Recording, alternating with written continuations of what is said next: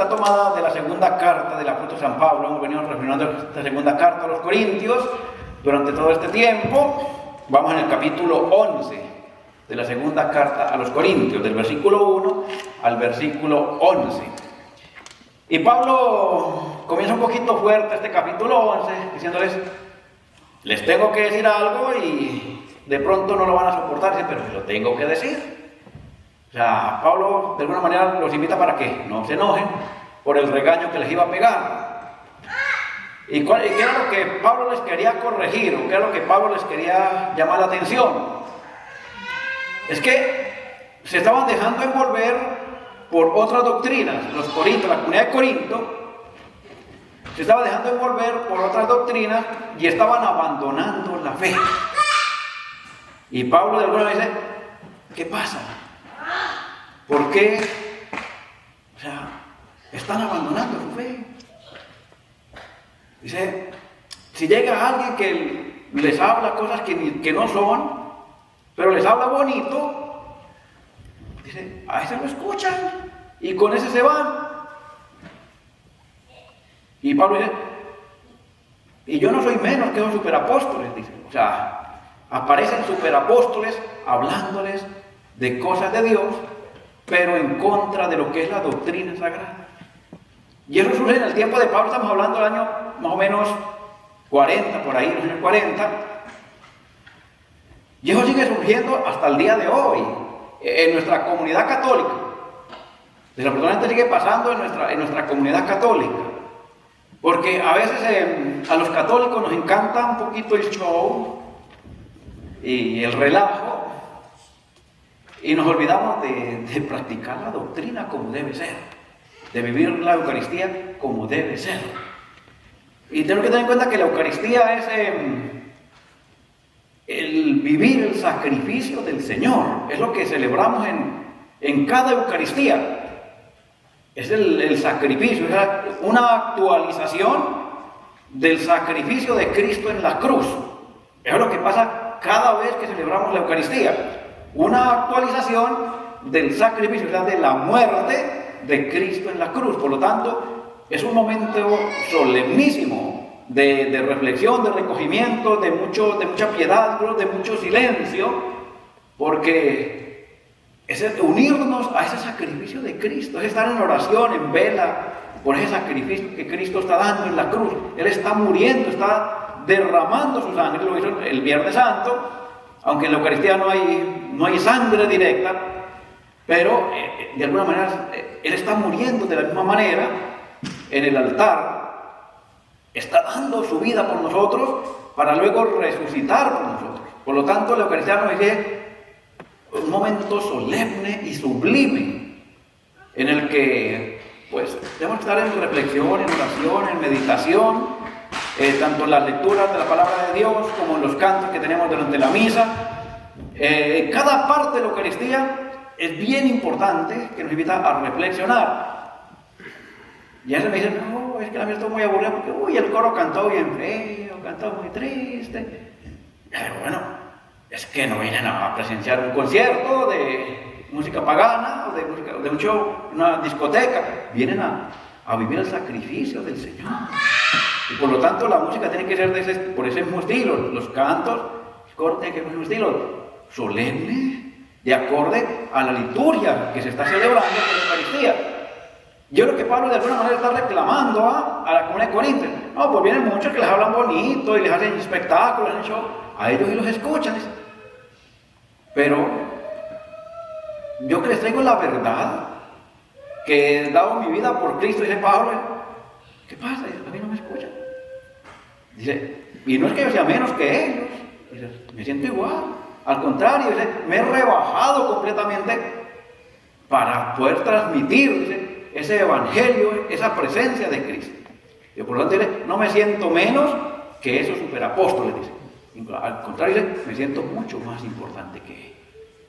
Entonces, es bien importante reflexionar en torno a nuestra fe, a quién seguimos y qué es lo que buscamos cada día. Nosotros seguimos a Cristo y tenemos que escuchar la palabra de Dios con la verdad plena, como lo enseña la Iglesia, Porque la única que tiene autoridad plena para explicarnos y para enseñarnos la palabra de Dios es la iglesia. Por lo tanto, sabe lo que está bien y lo que está mal. De ahí que amemos nuestra fe, valoremos nuestra fe y vivamos la profundidad. Sentémonos orgullosos de lo que es ser un verdadero católico. Eso en cuanto a la primera lectura de la segunda carta de Pablo a los Corintios. Luego, en el Evangelio de hoy, capítulo 6, el capítulo 6 de San Mateo, el Señor nos presenta esta oración tan bonita del Padre Nuestro, que es la oración más completa. Parte de una pregunta que le hacen al Señor: Señor, enséñanos a orar. Eso lo encontramos en la Biblia de San Lucas. Señor, enséñanos a orar como Juan enseñó a sus discípulos. Y el Señor les dice: cuando ustedes oren, hagan así o díganlo así: Padre nuestro que estás en el cielo. O sea, el Señor nos invita a que reconozcamos a Dios como nuestro Padre. Pero no un Dios o un Padre terreno, sino el Padre celestial. Somos hijos del mismo Dios. Por lo tanto, por el bautismo hemos sido hechos hijos de Dios. Y todos somos hijos de Dios. Pero el Señor nos invita: llamemos a Dios Padre nuestro. El único que lo llama Padre mío es el Señor, porque es el Hijo directo, natural. Nosotros somos hijos adoptados. Y por eso el Señor dice: todos los que hemos sido adoptados tenemos que decir al Señor Padre nuestro. Cuando oren, sigan: Padre nuestro que estás en el cielo, santificado sea tu nombre. O sea, es lo que nos dice el segundo mandamiento. ¿Qué nos dice el segundo mandamiento? Santificar el nombre de Dios. Hay que santificar el nombre de Dios. Por lo tanto, no hay que hacer mal uso del nombre de Dios. Porque el nombre de Dios nos dice: Señor, el nombre de Dios es santo. Nos dice el libro del Éxodo: el nombre de Dios es santo.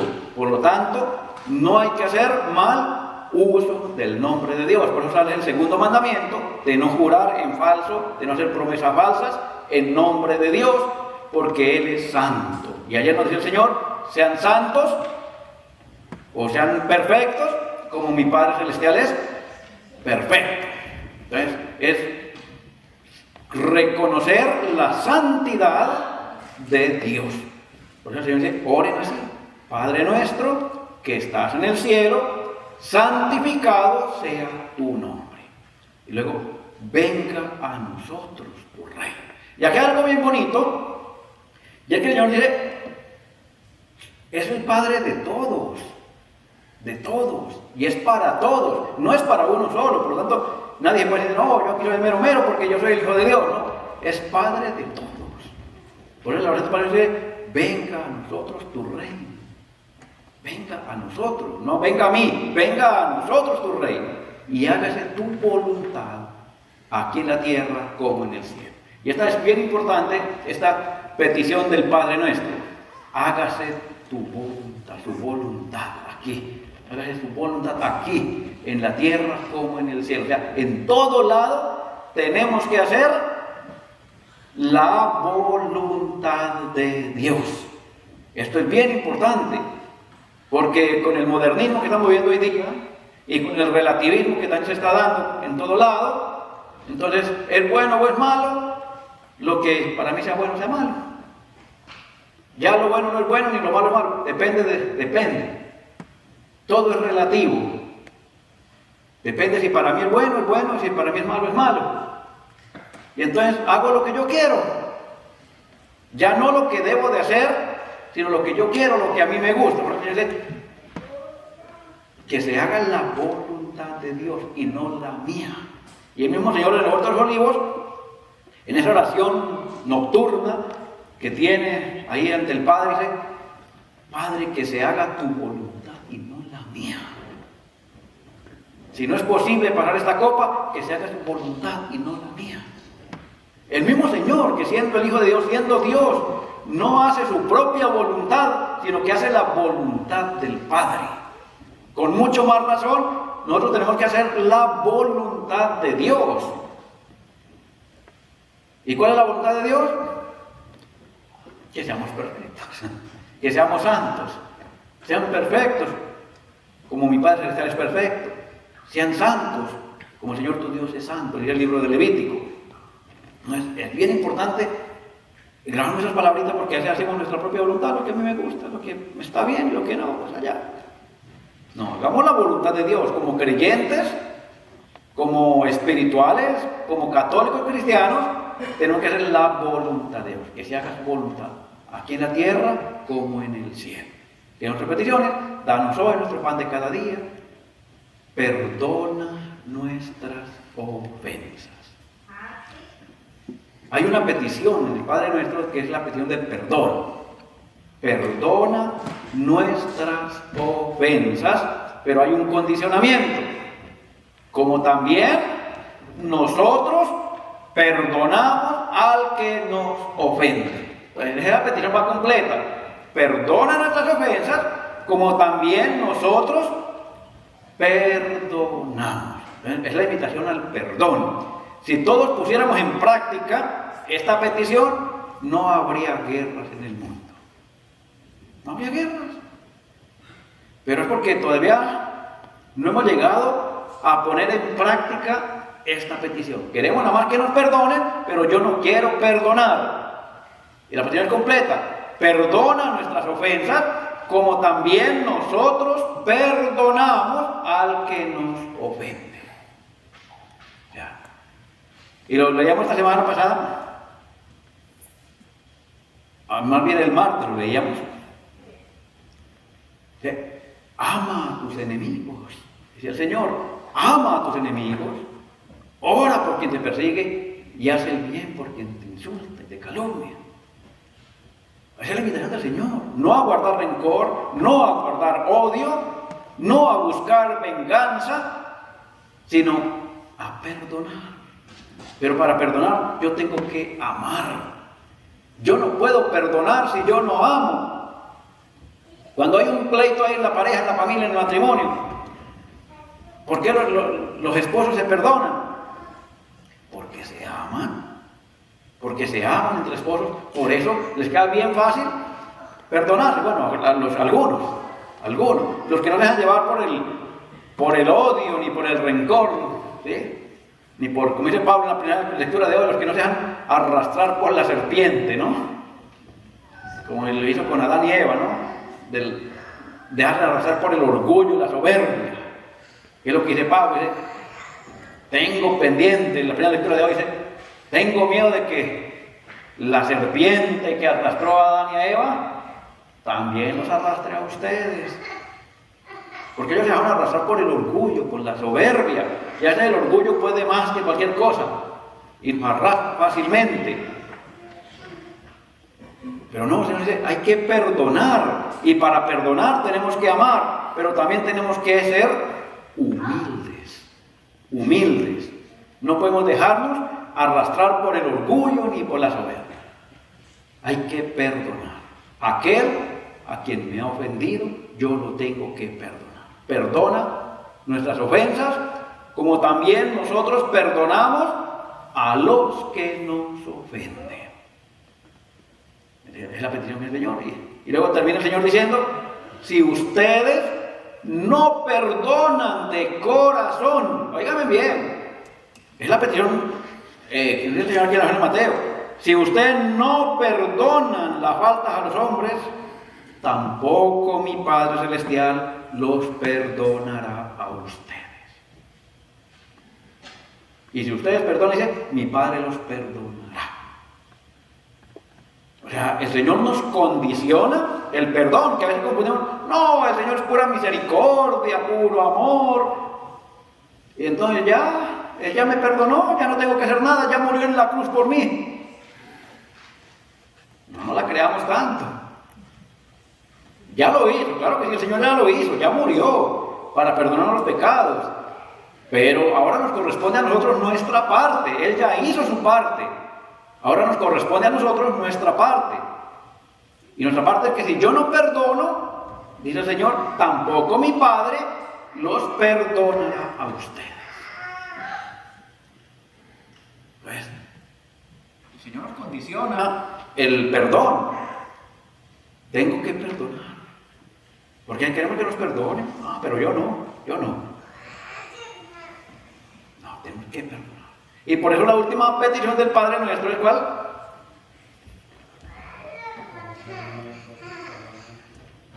¿Cuál es la última petición del Padre Nuestro? No nos dejes caer en tentación y libéranos del maligno. Es la última petición del Padre Nuestro, que es bien importante. O sea, es verdad, no nos deje caer en la tentación. ¿Cuál tentación? Cualquiera.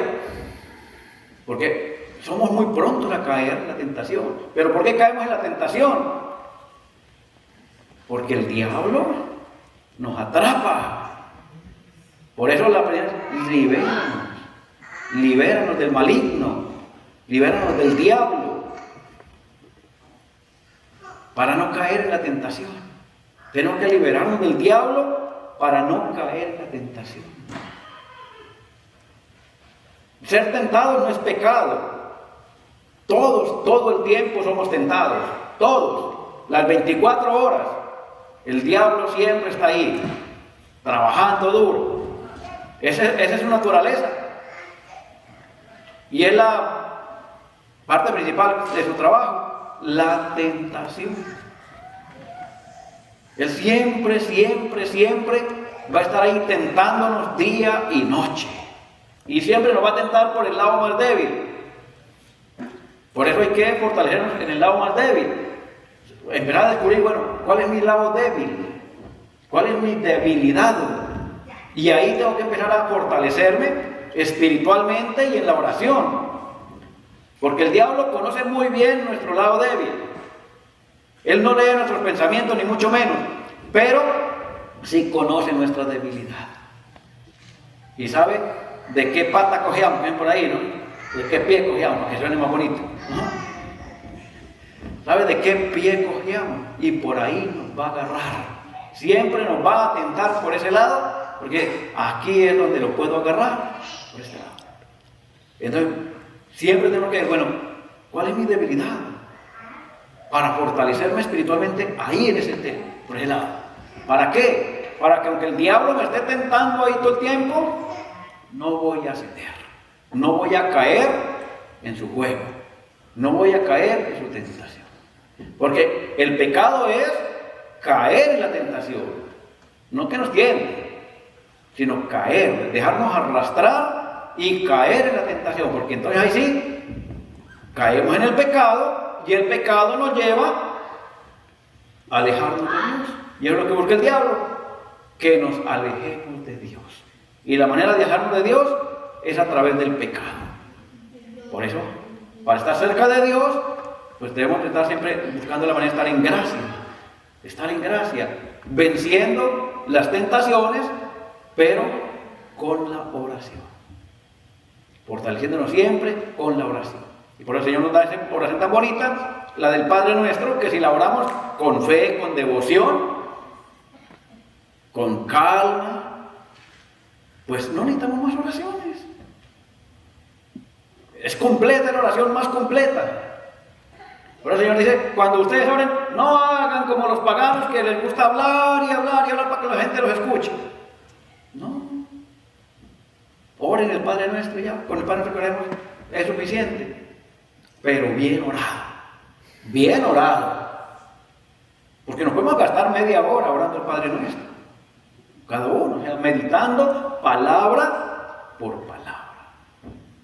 Haciendo vida cada una de esas palabras del Señor en el Padre Nuestro en nuestra vida. O sea, es meditar lo que yo digo, es reflexionar lo que yo digo, es de alguna manera irme consagrando en esas palabras del Padre.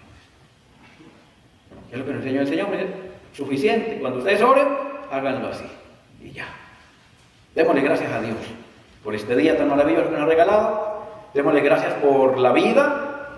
Démosle gracias por nuestra familia, por nuestra comunidad, y sigamos orando por la paz del mundo, para que se acaben los rencores, los odios, para que se viva el amor y para que se respete la vida de las personas inocentes. Que el Señor nos bendiga, la Santa Virgen María nos proteja y el Espíritu Santo nos siga guiando siempre con la sabiduría para llevar con alegría su santa palabra por los siglos de los siglos. Amén.